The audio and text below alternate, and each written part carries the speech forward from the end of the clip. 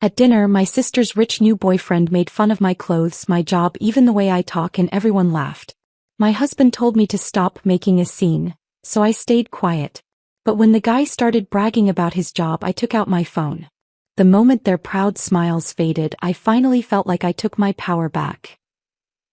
Charming in a throwback kind of way. That's how Dominic described my accent in front of my entire family. My sister's new boyfriend, this polished private equity guy in a suit that cost more than my car payment, had just called me charming the way you'd call a garage sale fine charming. Quaint. Outdated. Worth a chuckle but not much else. Everyone laughed. My mother. My father. Vanessa, who was supposed to be my sister. Even Matteo, my own husband, squeezed my hand under the table and whispered, "Please don't make a scene. Don't make a scene."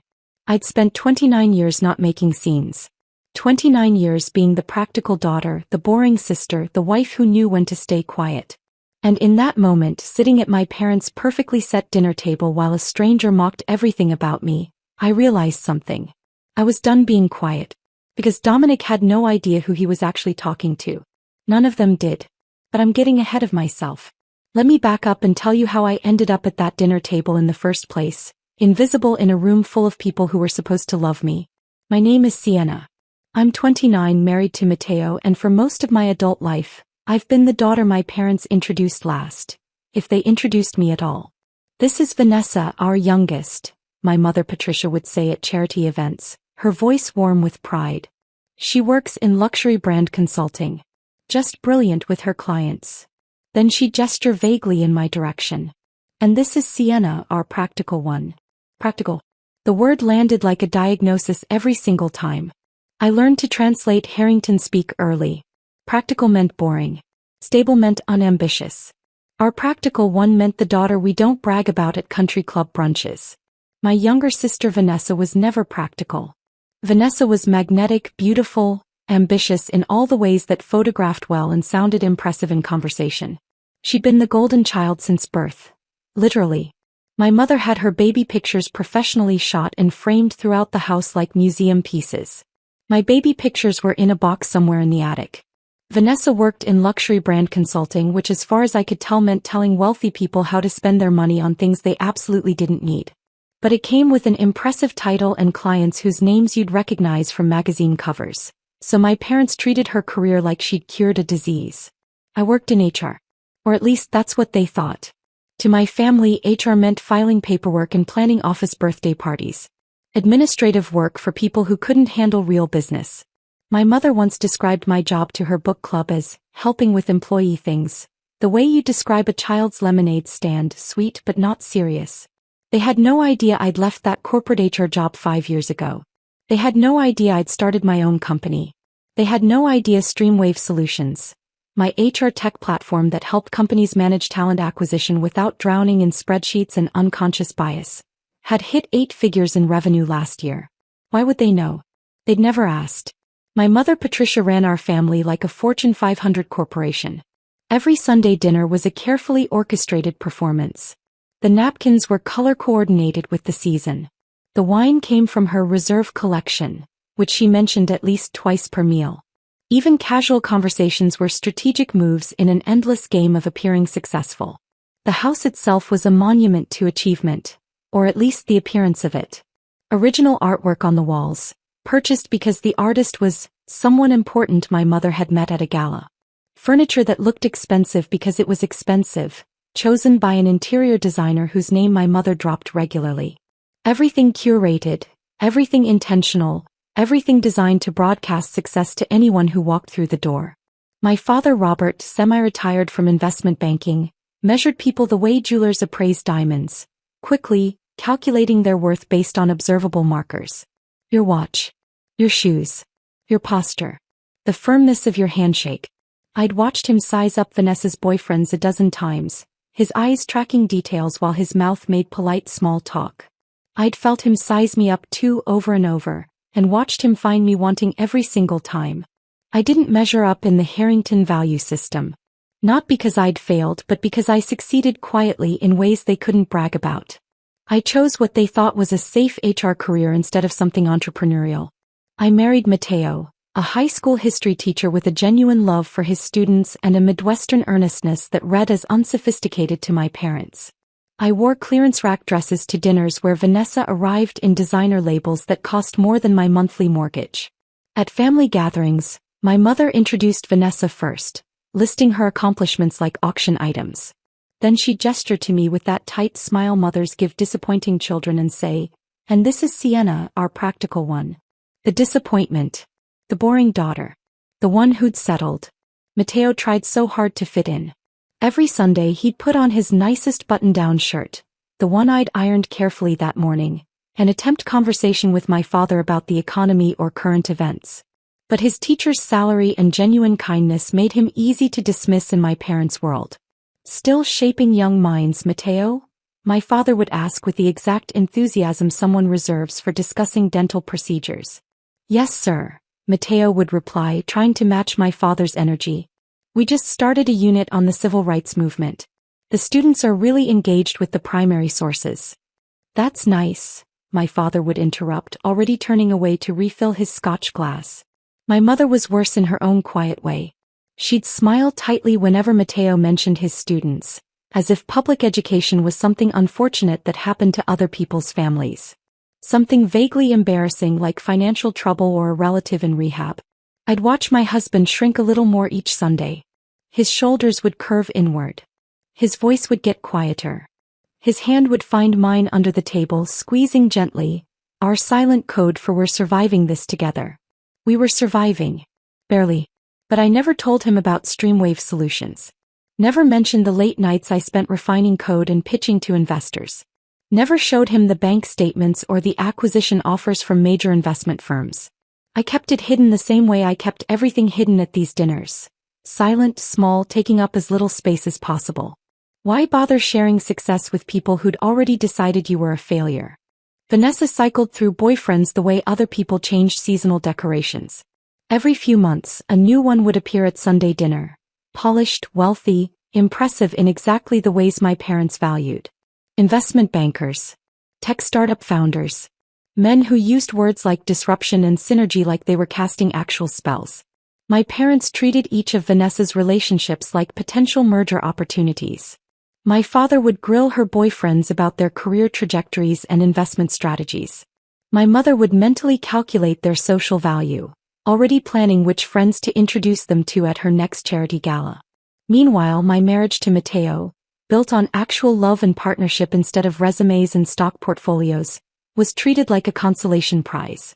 "At least she's settled," my mother told her book club friend last year while I stood in her kitchen arranging cheese on a platter. She said it like I'd given up on life at 29. Like marrying a teacher and working in what she thought was corporate HR was the emotional equivalent of early retirement. I pretended not to hear. I was excellent at pretending. I pretended not to notice 1,000 other small cruelties.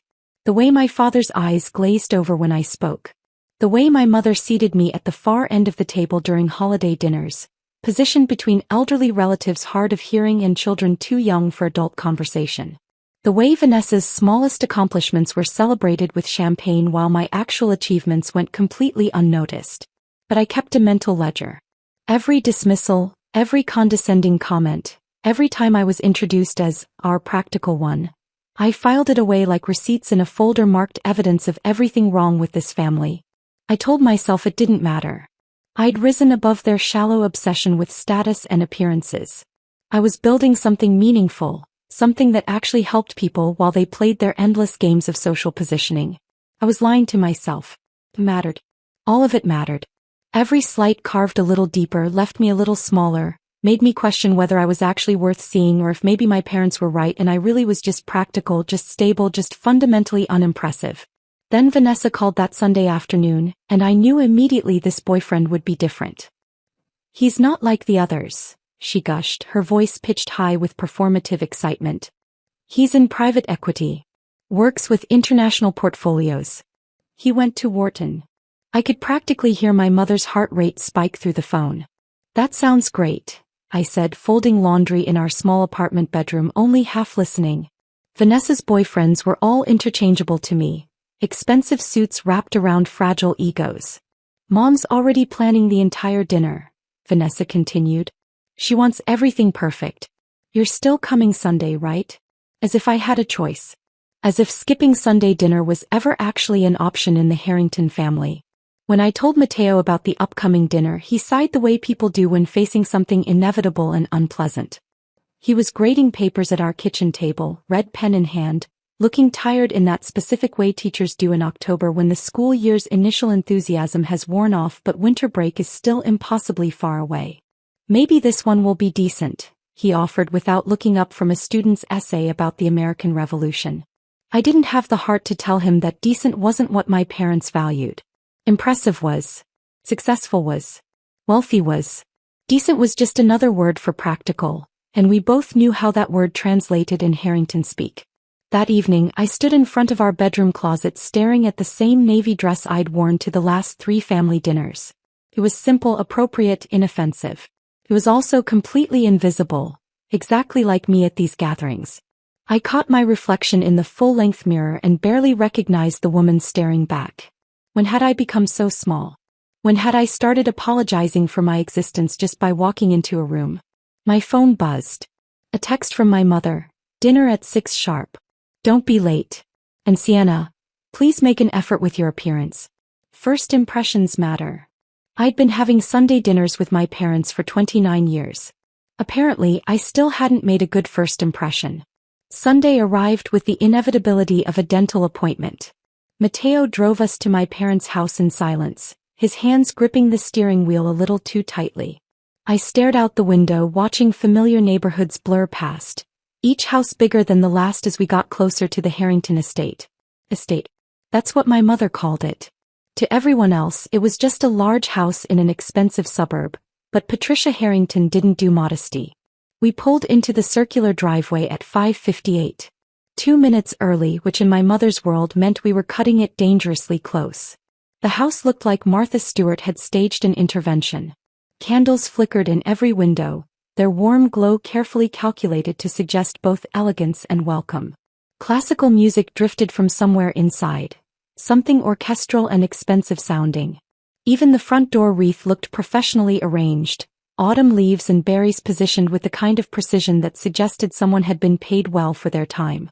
My mother opened the door before we could knock. She was wearing her important guest pearls, the strand she reserved for impressing people who mattered. Her hair was perfect, her makeup flawless, her smile bright and completely artificial. "Darling," she said, kissing my cheek while her eyes performed a rapid full-body scan of my outfit. I watched her smile tighten microscopically when she registered the familiar navy dress. The same one. "How lovely," she said, her tone conveying the exact opposite. "Matteo, wonderful to see you." She ushered us inside with the efficiency of someone managing traffic flow at an event. The dining room table was visible from the entryway, and I could already see it was set with military precision. Crystal glasses caught the candlelight. Silverware was arranged in perfect alignment. The napkins, burgundy because autumn, were folded into some elaborate shape I couldn't identify. "Vanessa and Dominic are in the living room," my mother said, already moving in that direction. "Come meet him." We followed her into the living room and there they were. Vanessa practically vibrated with excitement on the cream-colored sofa, positioned perfectly beside her prize catch. She'd worn a designer dress I recognized from her Instagram, something with a label that cost more than my monthly grocery budget. Her makeup was camera-ready, her hair styled in loose waves that had probably taken an hour to achieve but were meant to look effortless. And beside her sat Dominic Laurent. 32 according to Vanessa's breathless phone summary. Tan in that way that suggested recent tropical vacations or expensive tanning memberships. His dark hair was styled with just enough product to look intentional without looking overdone. He wore a charcoal suit that fit him so perfectly it could only be custom-tailored, paired with a watch that caught the light when he moved his wrist. He stood when we entered, smooth and practiced, like he'd been trained for exactly this moment. "Sienna." Vanessa jumped up, her enthusiasm pitched high for maximum performance value. "This is Dominic. Dom, this is my older sister and her husband Matteo." Dominic extended his hand with a smile so white and perfect it looked engineered. "Pleasure to meet you both," he said, his voice warm and confident. "Vanessa's told me so much about her family." His handshake was firm, practiced, The kind they teach at executive networking seminars. Not too strong, not too weak, just enough pressure to convey confidence and competence. Nice to meet you, I said, extracting my hand. Matteo shook hands next, and I watched Dominic's eyes flick briefly to Matteo's simple watch, his off-the-rack blazer, making calculations I'd seen my father make 1,000 times. So you're a teacher, right? Dominic asked, his tone friendly but faintly condescending. That's admirable work. Really admirable. Admirable. The word people use when they mean noble but pointless. My father appeared from the kitchen carrying his signature scotch, already halfway through the glass. Robert Harrington, he said, extending his hand to Dominic with more warmth than he'd shown Matteo in 4 years of marriage. Heard great things. Private equity, Vanessa tells us. And just like that, Dominic had the floor. We moved to the dining room and I watched the performance unfold exactly as I'd predicted. Dominic held court like a keynote speaker at a conference, my parents hanging on every buzzword-laden sentence. The landscape right now is all about strategic diversification, Dominic said, swirling his wine with casual expertise. You can't just throw capital at opportunities anymore. It's about leveraging predictive analytics to optimize cross-sectoral positioning. My father leaned forward, enchanted. That's exactly right. Too many people chase trends without understanding fundamental value propositions. I had no idea if my father actually understood what Dominic was saying, or if he was just matching energy with someone who sounded impressive. My mother's eyes glittered with satisfaction, the same look she got when her charity galas exceeded fundraising goals. This was exactly what she wanted for Vanessa. Not love, not partnership, but this. A man who could hold his own in conversations about money and markets, who wore the right watch and had the right pedigree. Vanessa beamed beside Dominic, her hand resting possessively on his arm, her laugh a little too loud at his mediocre jokes. She was performing too, playing the role of adoring girlfriend to this impressive man, basking in the reflected glory of his apparent success. I pushed asparagus around my plate and felt Matteo's knee press against mine under the table. Our silent code. We're surviving this together. But something felt different tonight. Even Matteo seemed diminished in a way I hadn't seen before. His shoulders curved inward. His responses to questions came out quieter than usual, almost apologetic. So Matteo, my father said during a brief pause in Dominic's monologue, still teaching American history? Yes, sir, Matteo replied. We just started a unit on Reconstruction. The students are really engaging with the primary source materials. That's good, my father interrupted, already turning back to Dominic. So you were saying about the acquisition pipeline? I watched Matteo's face close off slightly, retreating into himself the way he always did at these dinners. Then Dominic's attention shifted and I felt the temperature in the room drop. So Sienna, he said, his tone still friendly but edged with something sharper, more assessing. Vanessa mentioned you work in HR? The way he said HR made it sound like I managed a complaints department at a call center. Yes, I said, keeping my voice even and professional. I handle talent acquisition and employee relations for a tech company. Ah, tech. Dominic nodded slowly, condescendingly. Must be interesting. You know, I consult with a few tech startups on the side, mostly on the business development end. The HR side is so administrative, you know? Important work, obviously, but not exactly where the real strategy happens. I felt Matteo tense beside me. Someone has to make sure the strategists don't end up in harassment lawsuits, I said lightly. The table offered polite chuckles. That nervous, performative laughter that signals everyone knows an insult just landed but no one wants to acknowledge it. Dominic smiled wider. Touché. But seriously, have you ever thought about pivoting? You seem smart. Maybe transition into something more growth-oriented? Business operations, maybe strategic planning. Before I could respond, my mother jumped in. Sienna's always preferred stability over risk, she said, her voice warm but dismissive. She's very practical that way. There was again. Practical. The word that defined my entire existence in this family. The table murmured agreement. My father nodded like she'd made an excellent point. Vanessa smiled sympathetically, as if my career choices were a chronic condition she'd learned to accept. I felt something crack inside my chest. Small but significant, like the first fracture in a dam before the whole thing breaks. Dominic wasn't finished. Well, nothing wrong with practical, he said, though his tone suggested otherwise. But you know what they say, real success requires calculated risks. That's how wealth is actually built. He gestured vaguely at the expensive dining room, the implication clear. This is what success looks like, and you'll never achieve it by playing it safe. My father raised his glass slightly in agreement. Dominic turned his attention back to Matteo. And teaching man respect. Seriously. Teachers are heroes. Underpaid heroes, but heroes. He chuckled, shaking his head. I actually considered teaching once, during my gap year before Wharton. Thought I'd do teach for America, give back to the community. But then I realized I could make more impact through capital allocation, Help more people by creating jobs and economic opportunity. My father actually nodded like Dominic had just shared profound wisdom. Matteo's jaw tightened, but he said nothing. His knee pressed harder against mine under the table.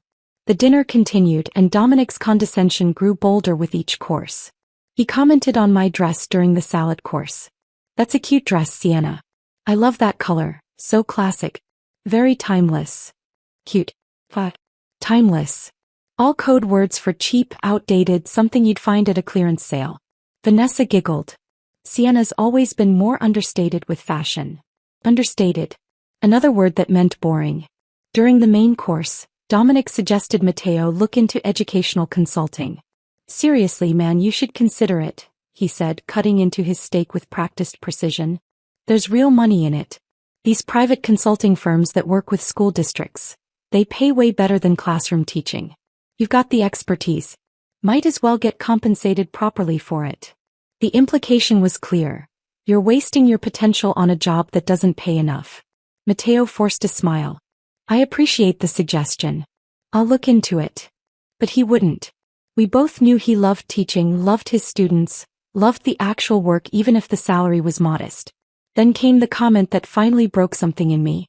We were between the main course and dessert when Dominic leaned back in his chair, relaxed and confident, and turned to me with a smile that didn't reach his eyes.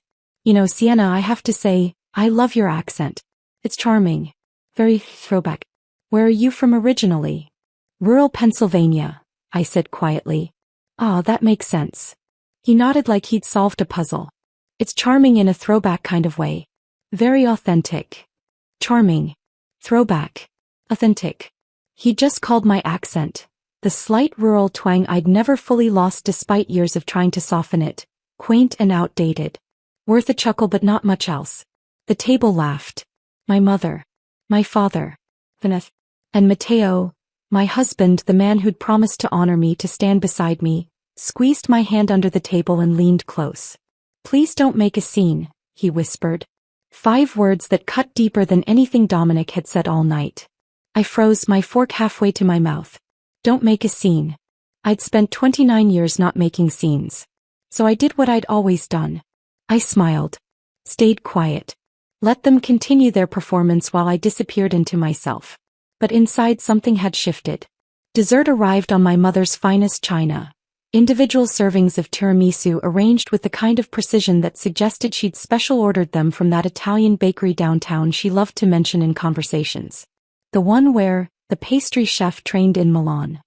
My mother served each plate personally, a ritual she performed when she wanted to emphasize her role as the perfect hostess. She set one in front of Dominic with a warm smile, then moved around the table with decreasing enthusiasm until she reached me. Enjoy, she said to the table generally, settling back into her seat. Dominic leaned back in his chair, radiating the relaxed confidence of someone who'd won every argument simply by showing up. He dominated the entire dinner, held court for nearly 2 hours, and now he looked completely at ease, like a king surveying his kingdom. He swirled his wine, the deep red catching the candlelight, and launched into what was clearly meant to be his closing argument for why he was the most impressive person in the room. So I'm actually in the middle of this massive acquisition right now, he announced, his voice carrying that casual authority people use when they're about to brag. My firm's acquiring this mid-tier software company, Stream something. Can't remember the exact name off the top of my head. My fork stopped halfway to my mouth. It's a decent logistics platform, he continued, completely oblivious. Nothing revolutionary but solid fundamentals. We're planning to gut the existing structure, bring in new leadership, restructure the tech stack, and flip it for triple the valuation. Classic value extraction play. He said it so casually, like he was discussing weekend golf plans, completely unaware that he was describing my company. My company. Streamwave Solutions. The platform I'd built from absolutely nothing 5 years ago when I'd left a toxic corporate HR job and risked everything. Our savings, our stability, my reputation, to create something meaningful. Something that actually helped people. The company that had consumed my nights and weekends for half a decade. The one I'd coded myself in the beginning, sitting at our kitchen table at 2 a.m. because I couldn't afford to hire developers yet. The one that had nearly bankrupted us twice before it finally gained traction. The company that hit 8 figures in revenue last year. And this fraud sitting across from me couldn't even remember its name. That sounds incredibly complex, my mother cooed, her eyes bright with admiration. How do you manage all the moving pieces? Dominic waved his hand dismissively, false modesty practically radiating off him. It's what I do. You develop instincts for these things after enough deals. Knowing which companies have hidden value, understanding market positioning, seeing opportunities other people miss. My father leaned forward, eager to demonstrate his own financial acumen. What's the timeline on something like that? 6 months? A year? We're targeting close in 90 days, Dominic said confidently. Fast execution is key in these situations. You don't want competitors sniffing around once word gets out. Vanessa gazed at him like he just invented currency. That's so impressive, babe. I can't believe you're working on something that big. I sat there, my fork trembling slightly in my hand, feeling a rage so pure and cold it sharpened every thought in my head to crystal clarity. Because I knew, absolutely, unquestionably knew, that Dominic Laurent had zero connection to the actual acquisition team at Apex Capital Partners. I'd sat through every single meeting with Apex. 5 months of negotiations, presentations, due diligence sessions. I'd reviewed every document, every contract draft, every organizational chart. I'd shaken hands with the managing directors, the legal team, the financial analysts. I knew the names of their assistants. I knew which partner took her coffee black and which one had a daughter starting college in the fall. Dominic's name had never appeared once. Not in emails. Not in presentations. Not in the legal paperwork. Not in casual conversation. Not anywhere. He was lying. Completely, entirely, brazenly lying. Using my company, my work, my sacrifice, my success, as a prop to impress my family. And they were believing him. Eating it up like starving people at a feast, asking follow-up questions, nodding approvingly, treating him like the successful one while I sat invisible at the other end of the table. The daughter who'd never amounted to anything was actually the CEO he was pretending to have power over. The irony was so sharp it could draw blood. The key, Dominic continued, warming to his subject, is understanding that mid-tier companies like this one don't know their own value. They're usually run by people who stumbled into success. Right place, right time, but no real business sophistication.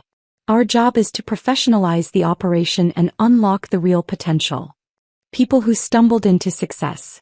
I'd worked 16-hour days for 2 years straight to build Streamwave. I'd taught myself advanced coding. I'd pitched to 47 investors before finally getting funded. I'd personally handled customer support calls at midnight because we couldn't afford to hire anyone yet. But sure, I'd stumbled into it. My mother sighed contentedly. It's wonderful to see young people with such drive and vision. Don't you think so, Robert? Absolutely, my father agreed, raising his glass slightly toward Dominic. This is exactly the kind of strategic thinking that separates successful people from everyone else. I felt something inside me snap. Not loudly. Not dramatically. Just a clean break, like a bone finally giving way under pressure it was never meant to bear. I set down my fork carefully, deliberately, the way you handle something fragile and dangerous. Matteo glanced at me nervously. He knew my expressions well enough to sense the shift, even if he didn't understand what was causing it yet. I pulled out my phone slowly, ignoring his questioning look. My hands felt steadier than they had in years as I navigated to my email and opened the folder labeled Apex Acquisition. 5 months of correspondence, all meticulously organized. Team rosters. Organizational charts. Meeting notes. Legal documents. Everything I needed. Dominic, I said, my voice cutting through his monologue like a knife through silk. The table went quiet. Everyone turned to look at me, surprised to hear me speak with such clarity, such purpose. Dominic blinked, clearly not expecting to be interrupted. A flicker of irritation crossed his face before he smoothed it back into politeness. "What firm did you say you work for?" I asked, my tone conversational, almost friendly. He straightened slightly, probably thinking I was finally engaging with his brilliance. "Apex Capital Partners." "Why do you ask? And you're leading the Streamwave acquisition?" "That's right." His confidence was already returning, that smug certainty that he could talk his way through anything. "Why, do you know someone there?" I smiled. Not the tight, performative smile I'd worn for 4 years of Sunday dinners. Not the polite mask I put on to keep peace. This was something else entirely. Something sharp and true and finally free. "Something like that," I said softly. I turned my phone screen toward him, holding it steady so everyone at the table could see if they leaned forward. The email was open, pulled up to the acquisition team roster. Official Apex Capital Partners letterhead at the top. A complete list of every person involved in the Streamwave deal, from managing directors down to junior analysts. "That's interesting," I continued, my voice still calm, still conversational, "because I'm the founder and CEO of Streamwave Solutions. And according to these documents, which I have because I've been in active negotiations with Apex for 5 months, you're not on the acquisition team." Dominic's face went still. "Actually," I said, scrolling deliberately, letting the silence build around us like rising water, "you're not listed as employed by Apex Capital Partners at all." I pulled up another document, the company directory I'd received just last week, complete and current. "In fact," I added, my voice still quiet but carrying clearly in the dead silence, "according to public SEC filings, you were terminated from Apex 6 months ago for ethics violations." The room went nuclear silent. Not polite dinner silent, where people pause their conversation out of courtesy. This was the kind of silence that follows explosions. When everyone's ears are ringing and reality hasn't caught up yet. When the world has fundamentally shifted and no one knows quite how to process it. Dominic's tan face drained of color, going from bronze to the shade of old newspaper in seconds. My mother's wine glass trembled in her hand, the red liquid threatening to spill over the rim. My father's mouth opened and closed soundlessly, like a fish trying to breathe air. Vanessa stared at Dominic, her expression shifting from confusion to horror in slow motion, every emotion playing across her perfect features as the truth settled in. And Matteo looked at me like he was seeing his wife for the first time in 4 years of marriage. Really seeing me. The woman who'd been invisible at this table for so long had just become the only person in the room that mattered. I kept my phone steady, the evidence clear and indisputable on the screen. And I waited. Dominic's mouth opened and closed twice before any sound came out. There must be some kind of misunderstanding," he finally managed, his voice lacking all the smooth confidence that had carried him through dinner. "Corporate structures are complicated. Sometimes names don't appear on every document." "These aren't just any documents," I interrupted, my voice still calm, still steady. "These are official team rosters. Legal filings. Communication logs. Your name isn't missing by accident, Dominic. It's missing because you were never part of this deal." His face had gone from newspaper pale to flushed red, panic setting in as his carefully constructed facade crumbled in real time. I wasn't done. Not even close. My fingers moved across my phone screen with absolute certainty, pulling up another file. The adrenaline flooding my system should have made my hands shake, but instead they felt steadier than they had in years. Like I'd been preparing for this moment my entire life without knowing it. "Actually, Dominic, I have more here," I said, scrolling through the documents I'd saved months ago during my due diligence research. "SEC filings are public record, you know. Anyone can access them if they know where to look." I turned the screen toward the table again, angling it so everyone could see clearly. The document header read, "Securities and Exchange Commission, Employment Termination Disclosure." "This is from 6 months ago," I explained, my voice taking on the tone I used in business presentations. Clear, factual, impossible to argue with. Apex Capital Partners filed this disclosure as required by law when they terminated a senior employee for cause. I scrolled down to the relevant section, where Dominic's full name appeared in black and white. "You were let go for falsifying client reports and misrepresenting deal involvement to secure personal bonuses," I read aloud. The investigation found you'd been claiming credit for acquisitions you had no role in, inflating your performance metrics and creating fictional client relationships. Vanessa made a small wounded sound, something between a gasp and a whimper. The kind of noise that escapes when something inside you breaks suddenly and completely. My mother sat frozen, her perfect hostess mask finally cracking like porcelain under pressure. Her mouth was slightly open, her eyes wide, all her careful composure shattered. My father stared at Dominic with an expression I'd never seen before, the look of a man who'd just realized he'd been thoroughly fooled. His analytical mind was clearly recalculating everything, running the numbers on how badly he'd misjudged this situation. So the billion-dollar deal you've been bragging about? I continued, my voice still eerily calm. That's my company. The company I founded 5 years ago. The company I built from nothing while working 70-hour weeks. The company that's actually in acquisition talks with Apex, except you have zero connection to it. I looked directly at Dominic, holding his gaze. You've been lying about everything. The silence that followed was absolute. Even the classical music that had been playing softly in the background seemed to have stopped, though that might have just been my perception narrowing to this single moment. Dominic's jaw worked soundlessly. His hands gripped the edge of the table, knuckles white. Then he stood abruptly, his chair scraping against the hardwood floor with a sound so harsh it made my mother flinch.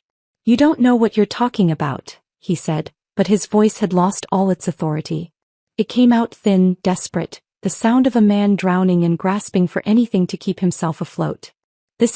You're taking things out of context. Those documents don't tell the whole story.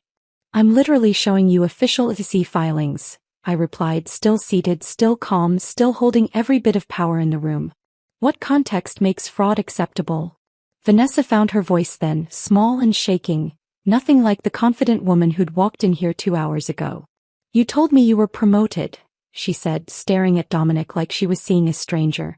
Last month you said they made you a managing director. You showed me an email. Babe, I can explain.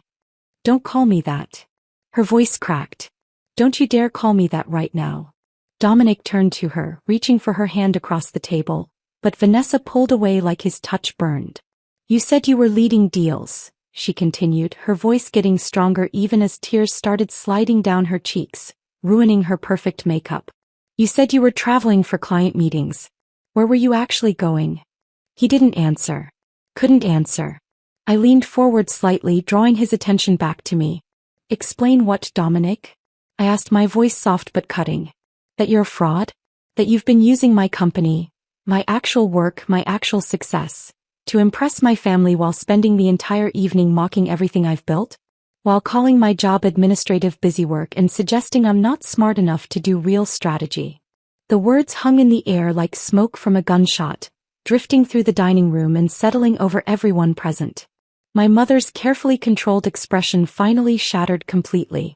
Her face went through a rapid series of emotions: shock, horror, embarrassment, and something that might have been shame. My father set down his scotch glass with a heavy thunk, the sound abnormally loud in the silence. Then Patricia Harrington found her voice. When she spoke, it carried the cold, absolute authority of a woman who'd spent decades managing social disasters and protecting the family image above all else. This was her domain, and someone had violated it in the worst possible way. Get out of my house. 3 words. Delivered like a judge's sentence. Final and without appeal. Dominic's head snapped toward her, his expression desperate. Mrs. Harrington, please, if you'd just let me explain. Now. My mother's voice could have frozen water. Get out of my house now. Dominic looked around the table desperately, searching for an ally, someone to defend him or at least question my evidence. Someone to give him the benefit of the doubt. He found nothing but shocked faces and averted eyes. My father wouldn't look at him, staring instead into his scotch like it contained answers to questions he should have asked hours ago.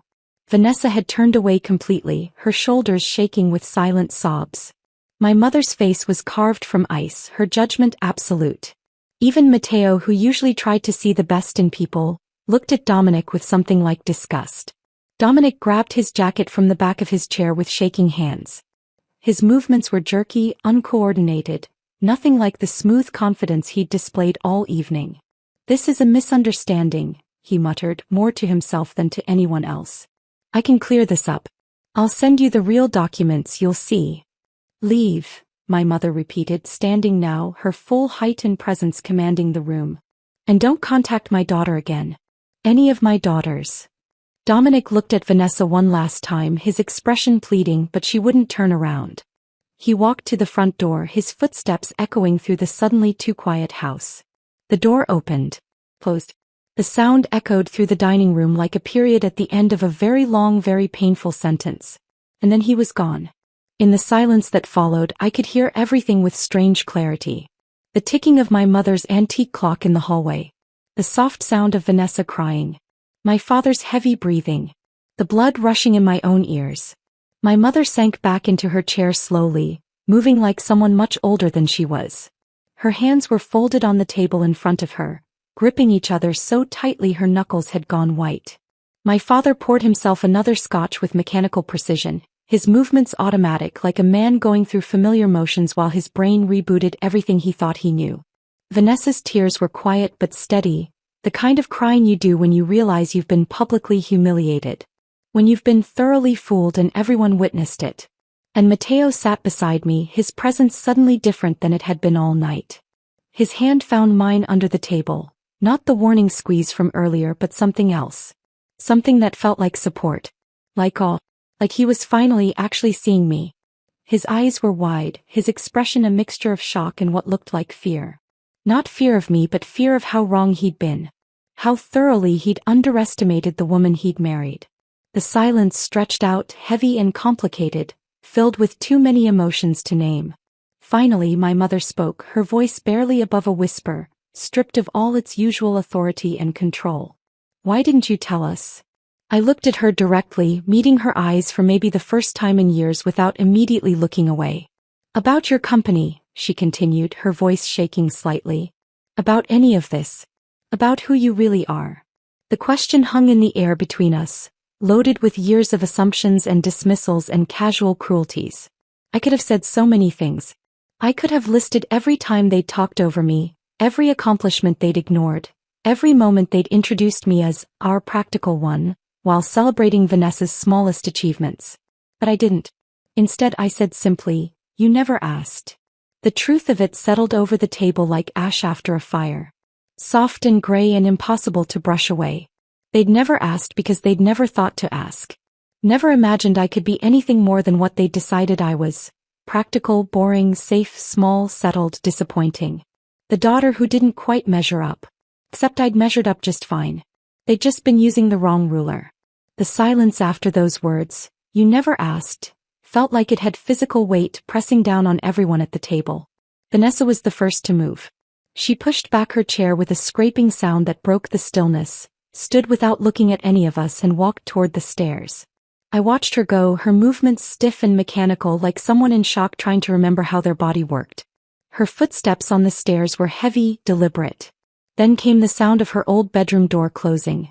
Not slamming, just closing with a finality that somehow felt worse than anger would have. A moment later I could hear the muffled sounds of crying through the ceiling. Soft at first, then louder, the kind of crying that comes when you finally stop trying to hold it together. My mother stood abruptly, her chair scraping back. She began clearing plates with sharp, angry movements that had nothing to do with actual cleaning and everything to do with needing something, anything, to do with her hands. Silverware clattered against china with jarring loudness. A fork fell to the floor and she left it there, moving to the next plate with jerky, aggressive efficiency. My father sat completely motionless, still staring into his scotch glass like it held answers to questions he hadn't known existed an hour ago. His face had gone slack. All the usual analytical sharpness replaced with something that looked like genuine confusion. Matteo finally spoke, his voice low and uncertain. We should probably go. He said it gently, like someone trying not to startle a wounded animal. His hand was still holding mine under the table, but the grip felt different now. Less supportive, more desperate, like he was anchoring himself to something familiar while everything else shifted around him. My mother stopped mid-motion, a dessert plate suspended in her hands. She stood frozen like that for a long moment, staring at the half-eaten tiramisu, before setting it down carefully on the sideboard. Wait, she said. Something in her voice was different. Smaller. All the usual command and authority had drained out of it, leaving behind something I'd never heard from Patricia Harrington before. Uncertainty. Sienna, she stopped, her mouth opening and closing as she searched for words that apparently didn't exist. Her hands gripped the edge of the sideboard, knuckles white. I need to understand. She turned to face me fully, and I saw that her perfect composure had completely shattered. Her eyes were red-rimmed. Her lipstick had worn off hours ago. She looked older, smaller, like someone had deflated her from the inside. You own a company, she said slowly, carefully, like someone learning a foreign language. Worth how much? I met her gaze steadily, not looking away this time, not making myself smaller to fit her comfort level. 8 figures in revenue last year, I said clearly. We're currently in acquisition talks with Apex Capital Partners and 2 other major investment firms. The projected valuation is between 40 and 60 million, depending on which offer we accept. My father's head snapped up so fast I heard his neck crack. The number had finally penetrated his shock, cut through the fog of scotch and embarrassment and reached the part of his brain that understood what those figures actually meant. 60 million, he repeated, his voice hoarse. You built a $60 million company. Built and currently run, I confirmed. I have 43 employees across 3 offices. We serve over 200 corporate clients. Last quarter we expanded into the European market. My mother lowered herself slowly back into her chair, like her legs had stopped working properly. And we never knew, she whispered. No, I agreed. You never knew. Matteo's hand tightened on mine and I turned to look at him. His face had gone pale, his eyes wide with an expression I couldn't quite read. Shock definitely. But something else underneath it, something that looked uncomfortably like fear. We should go, he said again, quieter this time. Let your family process this. But he wasn't thinking about my family. I could see it in the way he wouldn't quite meet my eyes, the way his free hand kept rubbing his knee, a nervous habit he had when something made him deeply uncomfortable. He was the one who needed to process. Can we talk? I asked him quietly. Privately. He nodded, looking relieved to have an excuse to move, to do something other than sit in this room filled with the wreckage of assumptions. We stood and I followed him into the hallway, away from my parents who remained frozen in the dining room like figures in a painting of a disaster. Matteo walked until we were near the front door, far enough that our voices wouldn't carry clearly back to the dining room. He turned to face me and for the first time in our 4 years of marriage I saw him look at me like I was a stranger. You own an 8-figure company, he said slowly, testing the words like they might be lies. You're in talks to sell it for $60 million. Yes. And you never told me. This time it wasn't a question. It was an accusation wrapped in confusion. I looked at him, really looked at the man I'd married. The high school history teacher who loved his students and graded papers at our kitchen table and made terrible jokes about the Constitutional Convention. The man who'd promised to honor me, to support me, to be my partner in everything. The man who'd whispered, "Please don't make a scene," while a stranger mocked everything about me. Would you have believed me? I asked quietly. If I'd told you 2 years ago or a year ago or even 6 months ago, would you have believed me? Or would you have thought I was exaggerating or gotten lucky, or somehow stumbled into success the way Dominic described? He flinched and I had my answer. Sienna. I'm tired, Matteo. The words came out heavier than I intended, weighted with 4 years of shrinking myself, of playing small, of apologizing for existing in spaces that were supposed to celebrate me. I'm so tired of being the disappointing daughter. Tired of being the boring sister. Tired of being the wife who needs to behave and not make scenes. My voice cracked slightly on the last words and I hated that it did, hated showing weakness now when I'd been so strong just minutes ago. I built something real, I continued. Something meaningful that actually helps people and creates jobs and changes how companies think about human resources. And I've been hiding it, hiding myself, because this family only respects success when it comes packaged the right way. When it looks impressive enough, sounds important enough, makes them look good enough. Matteo's expression shifted, shame mixing with what looked like genuine realization washing over his features. I should have defended you, he said quietly, his voice rough. Tonight. Every Sunday night for the past 4 years. Every time your father dismissed your work or your mother introduced you as our practical one. I let them make you feel small because it was easier than confronting them. Because I was He stopped, swallowed hard. I was scared of them. Of their judgment. Of not measuring up in their world. The admission hung between us, honest and painful. I'm sorry, he added. I'm so sorry, Sienna. The apology was genuine.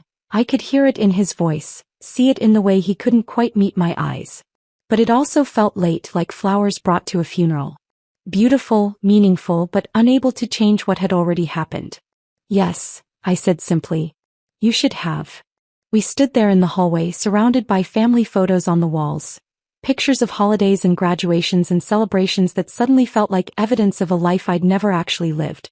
A life where I was always in the background, always slightly out of focus, always just barely included in the frame. I wondered if our marriage could survive this. If Matteo could handle being married to the version of me that existed outside this house. The version that ran board meetings and negotiated with investors and made decisions that affected dozens of people's livelihoods. Or if he needed me to stay small, stay quiet, stay the version of Sienna that fit comfortably into his world. Before I could voice any of those thoughts, my mother appeared at the end of the hallway. Her perfect posture had wilted, her shoulders curved inward in a way I'd never seen before. She looked smaller somehow, diminished. Stay, she said, and it came out more like a plea than the command I was used to. Please. We need to talk about this. Really talk. I looked at Matteo, searching his face for some indication of what he was thinking, what he needed. He nodded slowly. I think we should, he said quietly. I think we all need to. I turned back to my mother and made a decision that surprised even me. Hey, I said. Let's talk. We moved to the living room, neutral territory, away from the dining room that still held the ruins of dinner and Dominic's exposure.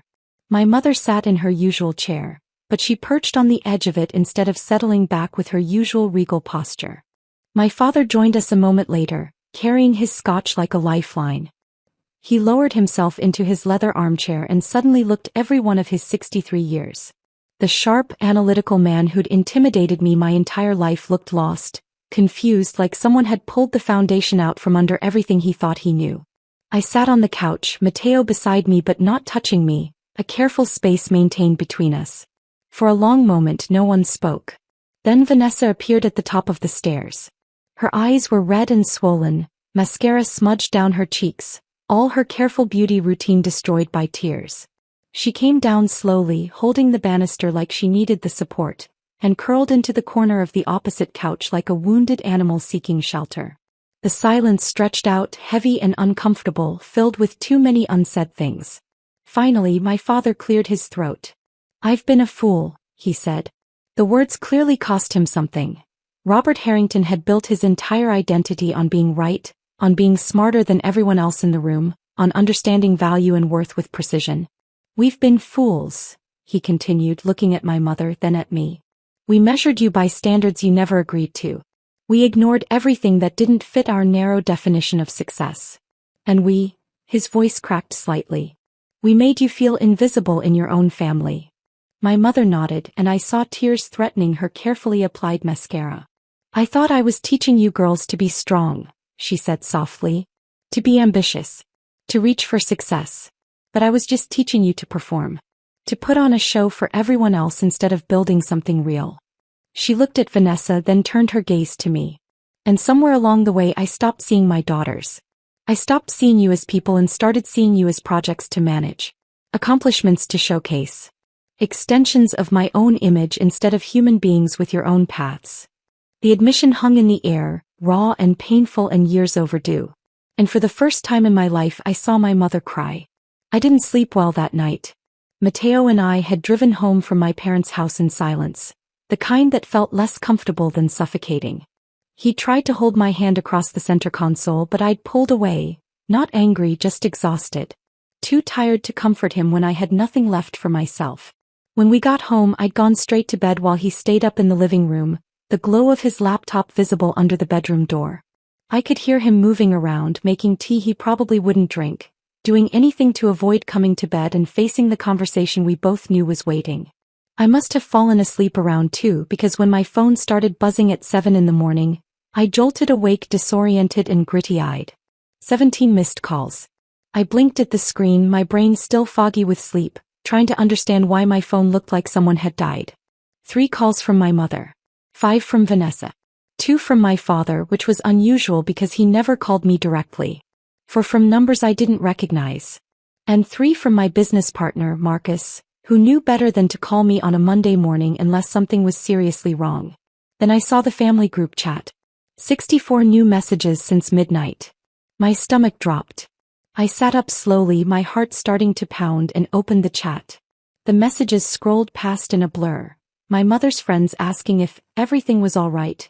Distant cousins I hadn't spoken to in years suddenly very concerned about my well-being. Even my father's golf buddy chiming in with a cryptic, "Saw the news. Call if you need anything." What news?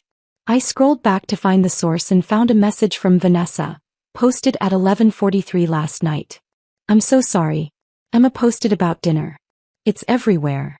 My hands went cold. I opened my personal social media, something I rarely checked, and saw that I'd been tagged in dozens of posts overnight.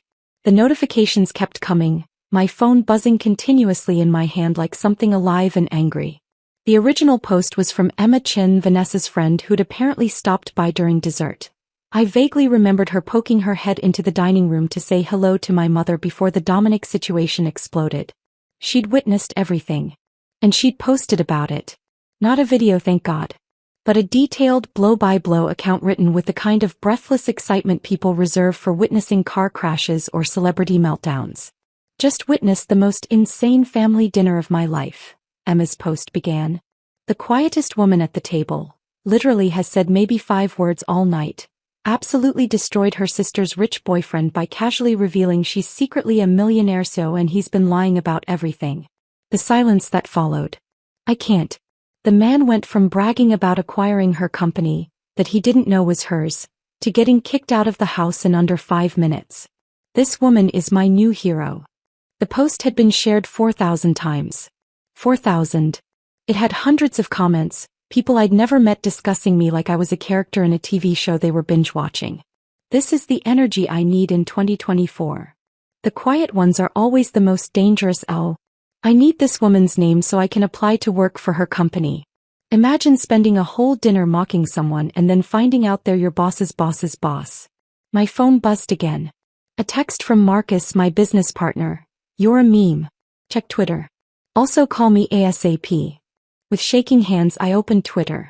The quiet tech CEO was trending. Someone had found my LinkedIn profile and posted a screenshot. Another person had found Streamwave Solutions' website and shared it with the caption, "This is the company the fraud was pretending to acquire." A third had created a whole thread analyzing power moves by underestimated women in male-dominated spaces. I was being celebrated as some kind of folk hero for introverts and overlooked women everywhere.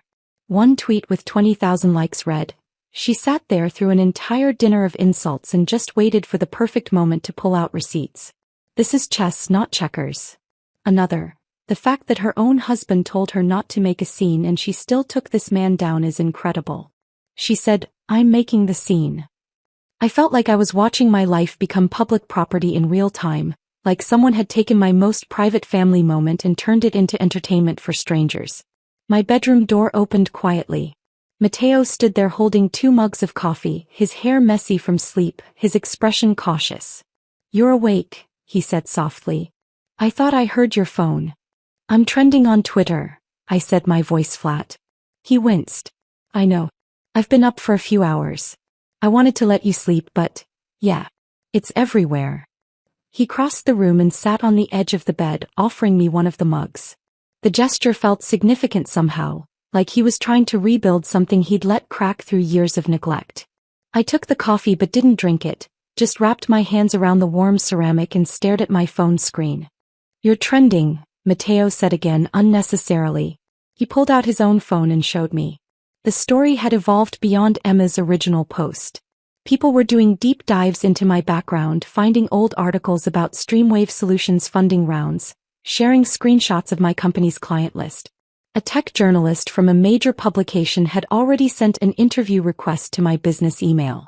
My work inbox, which I'd checked despite it being barely past 7 in the morning, had 47 new messages. Half from reporters wanting quotes or interviews. Half from potential clients who apparently liked the idea of working with the woman who took down a fraud at Sunday dinner. I felt overwhelmed and vindicated in equal measure, riding a wave I hadn't intended to create but couldn't deny feeling powerful upon. I called in sick today, Matteo said quietly, setting his phone aside. I looked up at him surprised. Matteo never called in sick. He was the teacher who showed up with a fever because his students had a test scheduled. Why? Because my wife is a CEO, he said, meeting my eyes for the first time since last night. Because I've been treating her like she's invisible for 4 years. Because I owe you more than an apology whispered in a hallway while your family falls apart. His voice cracked slightly on the last words. I've been doing a lot of thinking, he continued. About what you said. About how I've let your family make you small because it was easier than standing up to them. About how I told you not to make a scene when you had every right to defend yourself. He rubbed his face with both hands, looking exhausted. I was wrong, Sienna. About all of it. And I'm sorry. Before I could respond, my phone rang. My mother's number. I looked at Matteo, who nodded. Put it on speaker, he said.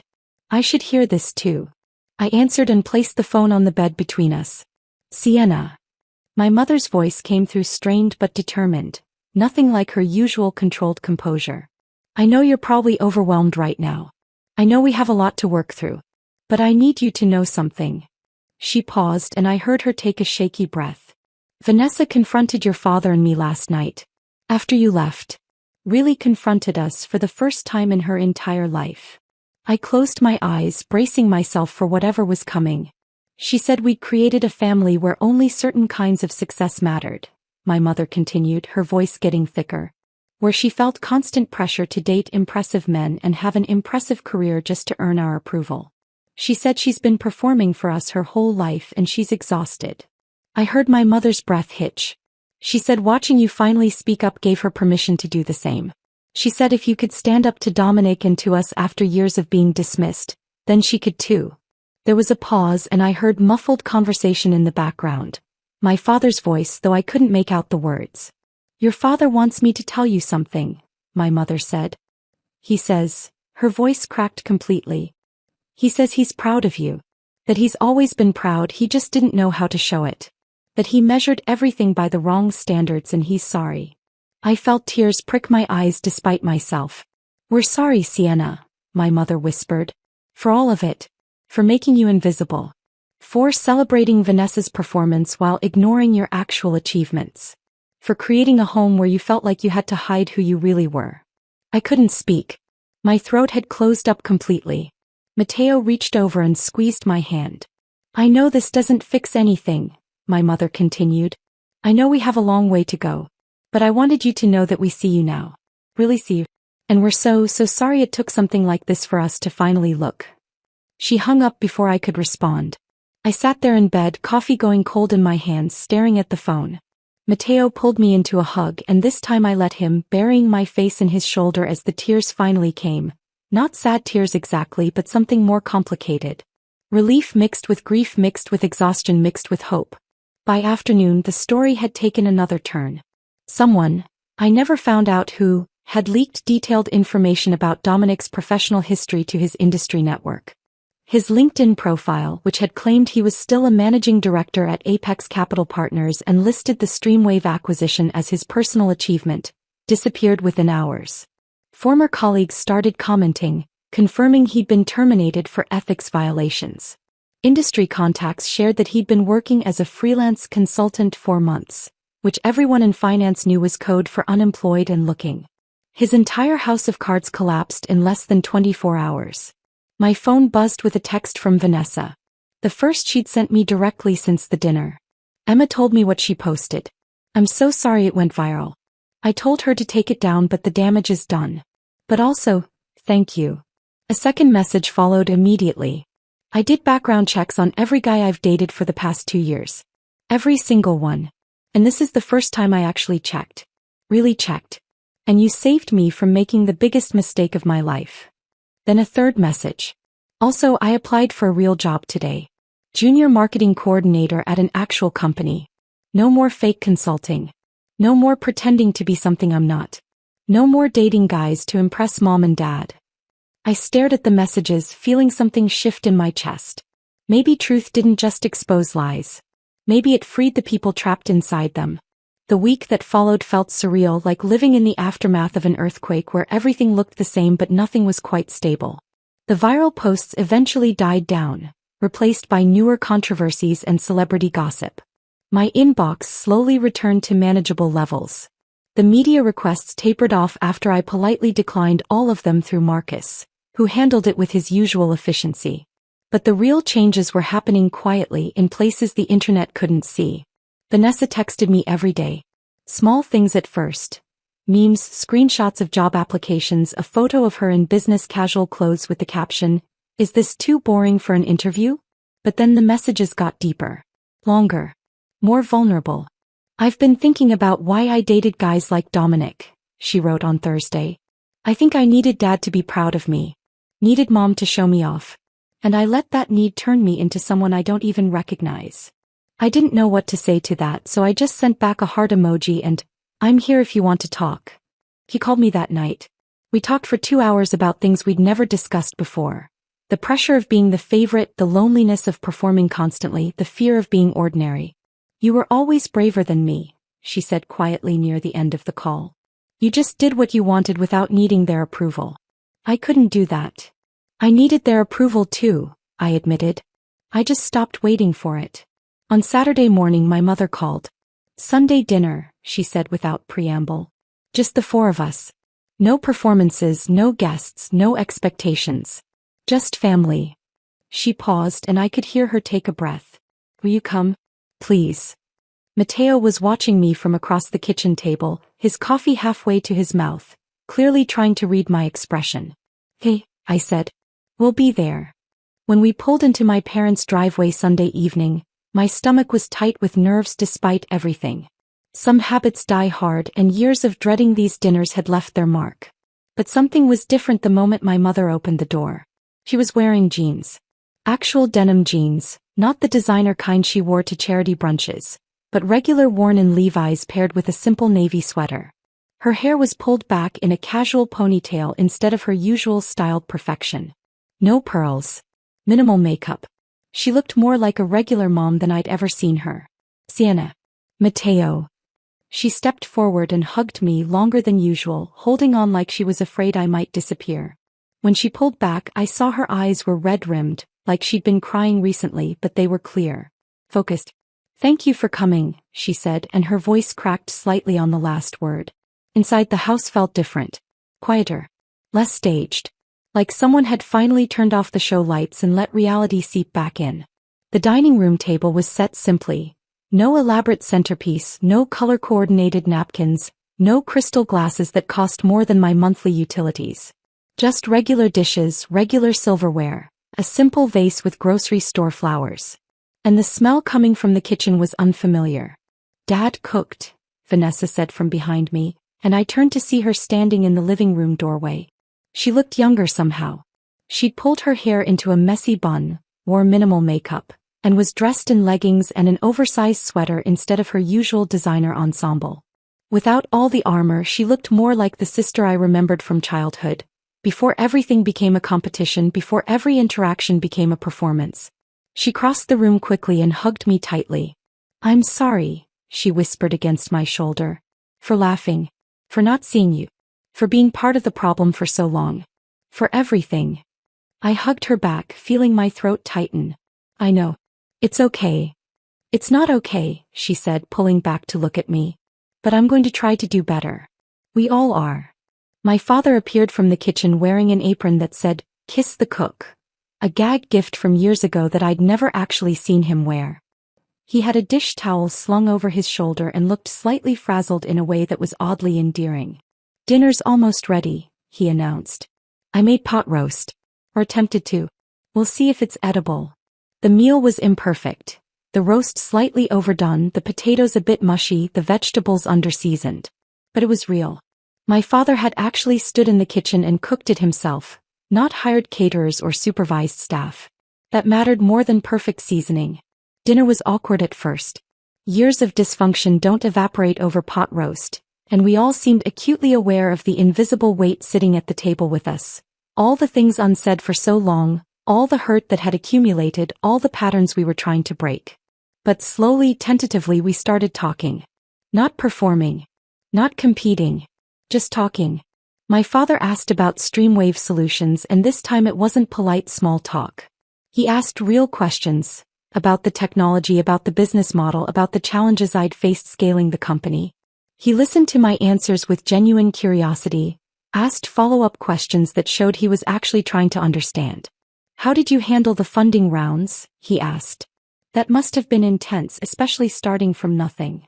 I found myself explaining the early days, the 47 rejections before we finally got funded, the nights I'd spent perfecting pitch decks while working full-time to keep the lights on. My father listened intently, nodding. That took real courage, he said quietly. More than I had at your age.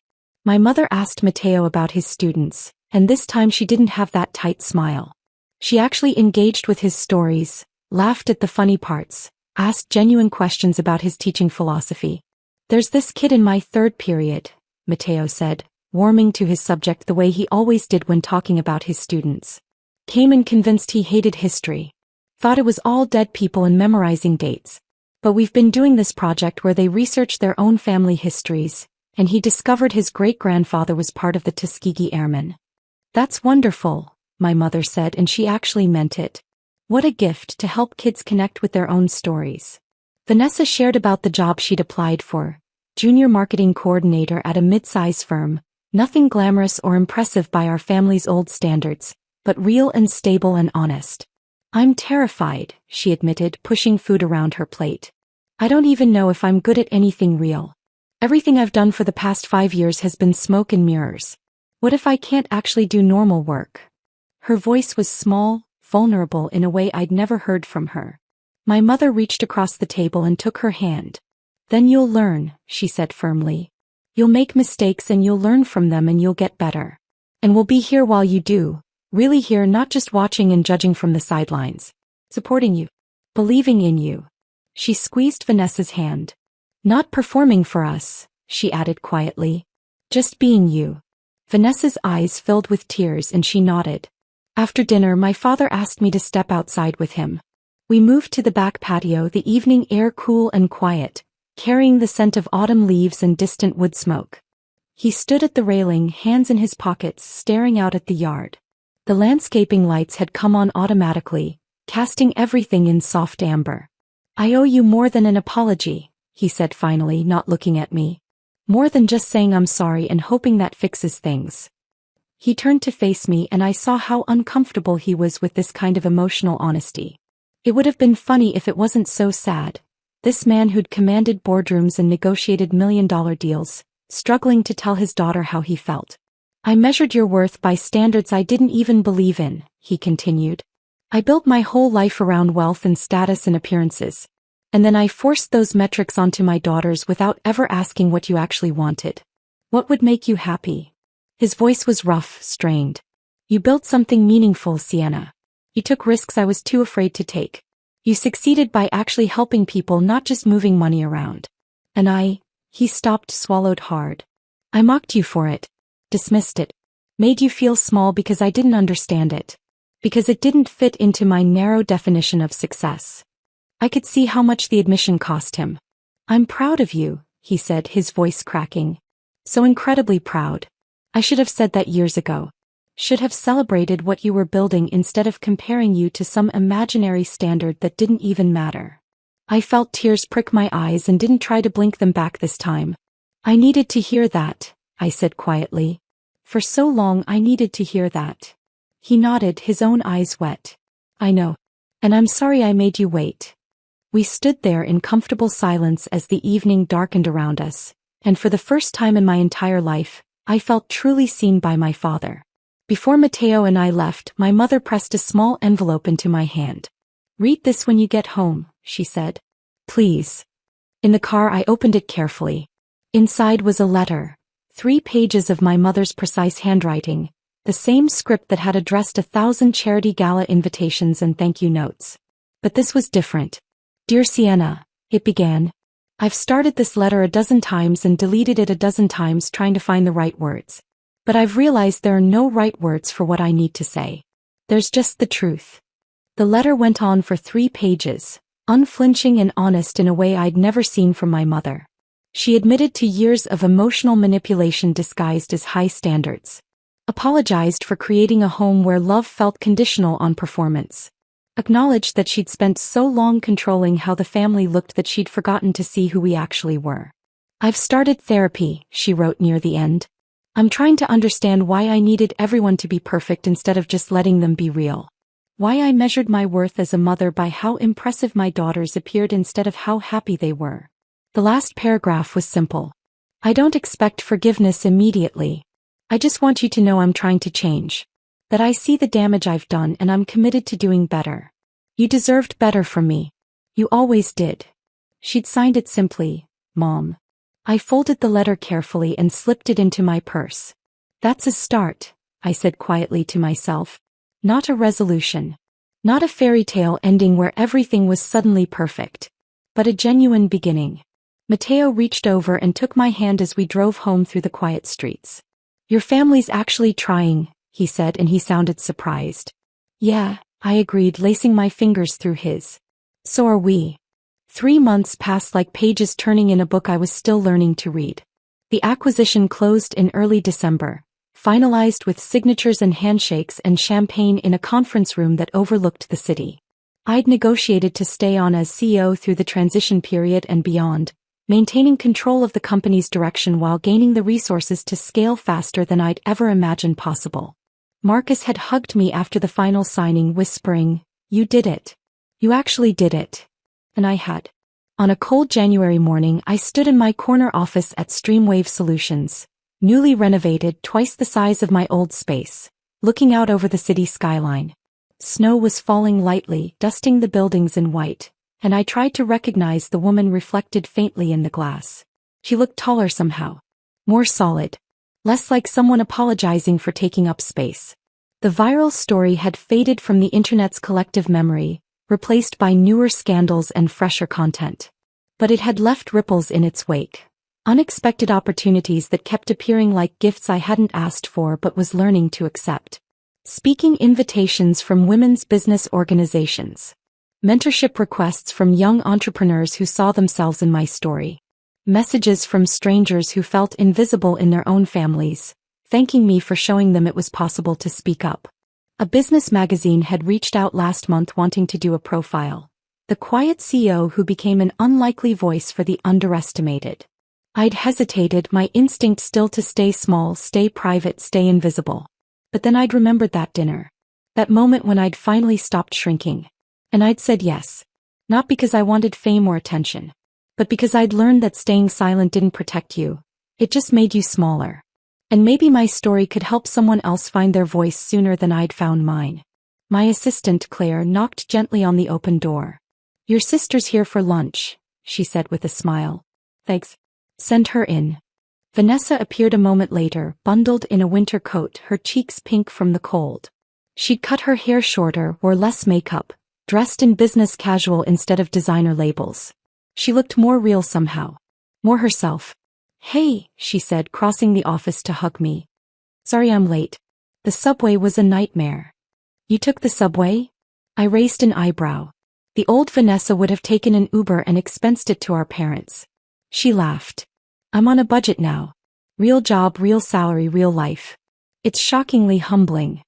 We'd started meeting for lunch every week after that first Sunday dinner, slowly rebuilding a relationship we'd never really had. Learning each other as adults instead of competitors. Discovering we actually liked each other when we weren't performing for an audience. I ordered sandwiches from the cafe downstairs, and we settled into the chairs by the window, the city spread out below us. "So how's the job?" I asked, unwrapping my turkey sandwich. Vanessa's face lit up in a way I'd never seen before. Genuine excitement, not the performative enthusiasm she used to display. "It's good. Really good, actually. I mean, I'm terrible at it sometimes," she admitted, laughing. "Last week I completely messed up a client presentation because I forgot to save the final version. Had to present the draft with typos and missing graphics. It was mortifying." "What happened?" "My boss helped me fix it and we rescheduled. And then she sat me down and gave me actual constructive feedback instead of just firing me or making me feel worthless." Vanessa shook her head, still seeming amazed by this. "And you know what's weird? I actually care about getting better. Like I went home and practiced my presentation skills. Watched YouTube tutorials. Asked for extra training. She paused, picking at her napkin. I spent so long performing for mom and dad that I forgot what it felt like to just be, she said quietly. To fail and try again without an audience judging whether I'm impressive enough. To work on something because I want to improve, not because I need to prove my worth. I understood completely. We'd both been performing different roles our entire lives. Her as the golden child, me as the disappointment. But we'd both been equally trapped in the script our parents had written. I'm glad you're finding yourself, I said. The real you. She smiled, but it was tinged with sadness. I'm 27. Feels late to be figuring out who I actually am. Better late than never. I guess. She took a bite of her sandwich, chewed thoughtfully. Mom asked if we'd both come to dinner next Sunday. Together, I mean. She's been cooking herself now. No catering, no elaborate themes. Just food and conversation. I nodded. I'll be there. Sunday dinners had become something different over the past 3 months. Smaller, quieter, more honest.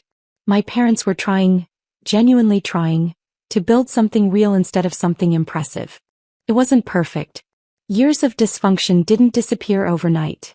There were still awkward moments, stilted conversations, old patterns trying to reassert themselves. But they were trying. We all were. Family wasn't fixed overnight, but we were building something real from the ruins of what we'd pretended to be.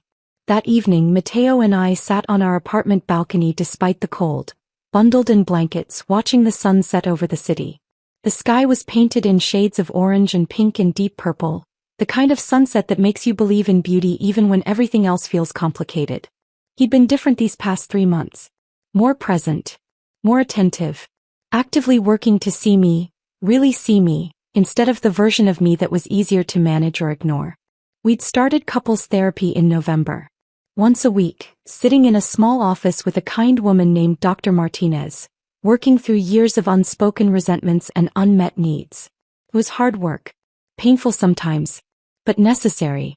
I'm proud of you, Mateo said quietly, breaking the comfortable silence. I turned to look at him. For what? Not for the company or the money or any of that, he said, meeting my eyes. I'm proud that you stopped making yourself small for people who should have celebrated you from the beginning. He took my hand, lacing our fingers together. Including me, he added, his voice rough. Especially me. I should have seen you. Should have defended you. Should have made you feel like you were enough exactly as you were. I leaned into him, resting my head on his shoulder, feeling the weight of being truly seen for the first time in my adult life. It was terrifying and exhilarating in equal measure. I'm proud of me too, I admitted quietly. That's new. He kissed the top of my head. Good. You should be. We sat in comfortable silence as the sun disappeared below the horizon, the city lights beginning to twinkle on one by one. My phone buzzed in my pocket. A text from Vanessa. Thank you for today. For being patient with me while I figure myself out. I love you.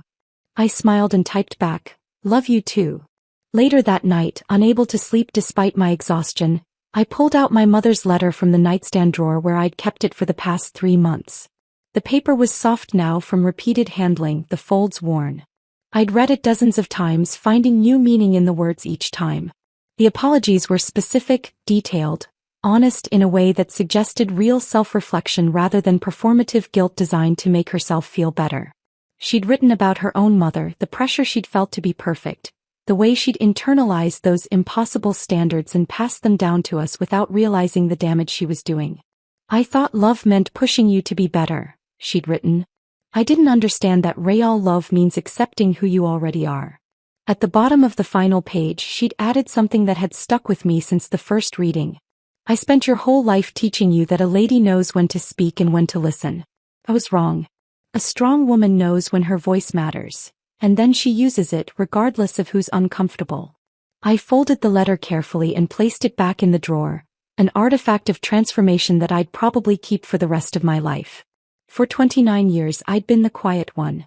The invisible daughter who learned early that her voice didn't matter as much as her sister's. The disappointing child who could never quite measure up to standards she'd never agreed to. The wife who needed to behave, to not make scenes, to keep the peace at the cost of her own dignity. But silence was never weakness. It was strategy. It was observation. It was gathering strength while everyone else assumed I had none. And when I'd finally spoken, when I'd finally stopped shrinking myself to fit their comfortable expectations, I hadn't just exposed one liar. I'd freed an entire family from the prison of perfection they'd built around themselves. My parents were learning to be real instead of impressive. Vanessa was discovering who she was beneath the performance. Mateo was learning to see me instead of the idea of me he'd married. And I was learning that my voice had always mattered. I'd just been waiting for the right moment to use it. The quiet ones aren't weak. We're not invisible because we lack substance. We're not silent because we have nothing to say. We're just strategic, patient, observant, waiting for the moment when our words will have the most impact. And when that moment comes, when we finally decide to speak, to stand up, to take up the space we've always deserved, we don't miss. We don't waver. We don't apologize. We just tell the truth. And the truth, I'd learned, is the most powerful weapon anyone can wield. I turned off the bedside lamp and settled into bed beside Mateo, who was already asleep, his breathing slow and even. For the first time in my adult life, I felt at peace with who I was. Not perfect. Not impressive by anyone's standards but my own. Just real. Just enough. Just me. And that, finally, was more than good enough. If this story of quiet power and perfect timing had you hooked, hit that like button right now. My favorite part was when Sienna calmly pulled out her phone and revealed she was the CEO Dominic was lying about. What was your favorite moment? Drop it in the comments below. Don't miss more incredible revenge stories like this. Subscribe and hit that notification bell so you never miss an upload.